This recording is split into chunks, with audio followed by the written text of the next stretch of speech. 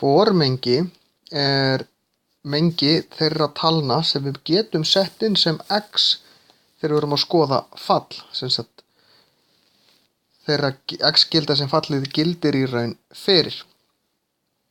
Yfirleitt þegar ég er að teikna upp fall, eins og til dæmis y er í átt og 3x plus 1, ég má setja hvaða x sem er hérna inn.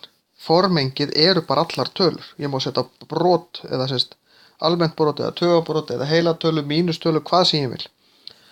Og það kemur einhver niðurstaða út úr því. En það er ekki þannig með öll fall. Til dæmis fallið 1 deilt með x.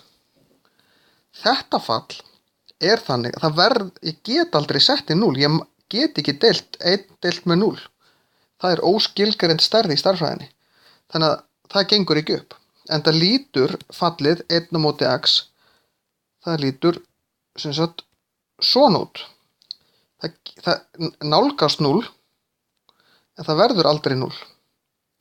Og ég fæ heldur aldrei 0 út úr þessu.